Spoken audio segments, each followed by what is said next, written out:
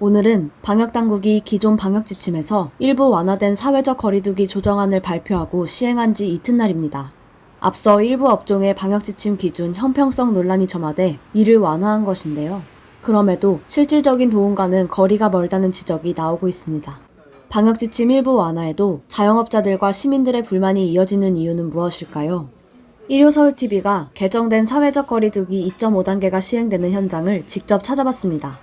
점심시간 이후 카페들은 만석인데 노래방, 당구장, 헬스장 등은 손님이 없어 문을 닫거나 한두 팀만 이용하고 있었습니다. 같은 방역지침에도 또다시 업종별로 희비가 갈리게 됐습니다. 새벽 한두 시까지도 사람들 오면 받고 그랬는데 이게 결국은 9시라도 8시 반부터는 손님 못 받아요. 그래도 한 12시까지는 해줘야.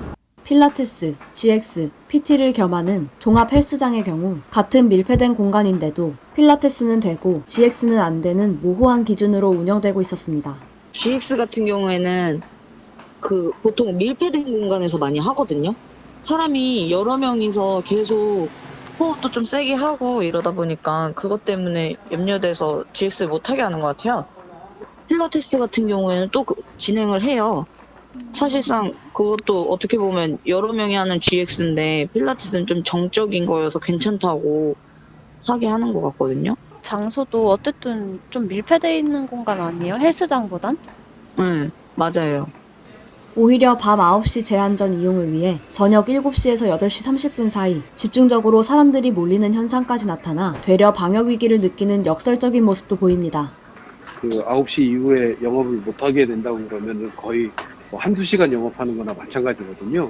사실상 집합금지나 마찬가지인 업종들이 대부분입니다. 영업시간 총량제는 저녁 시간 업종들 중심으로 해서 오후 12시부터 한다고 그러면 밤 12시까지 운영할 수 있게 한다든지, 그래서 업무 영업시간을 좀 총량 제한을 두고 관리를 하면 될 것 같다. 그거를 지금 제한하려고 하고 있는 겁니다. 을지로위원회하고 간담회를 저희가 진행을 했습니다.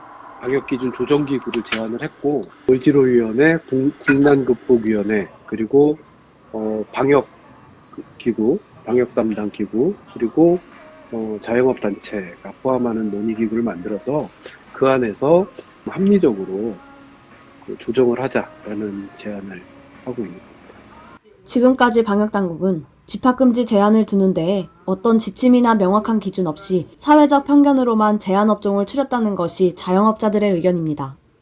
정부가 방역과 생계, 두 마리 토끼를 잡기 위해선 사회 각 업종들의 입장을 듣고 방역 환경 조성이 가능한지 검토하는 과정을 거쳐야 할 것으로 보입니다.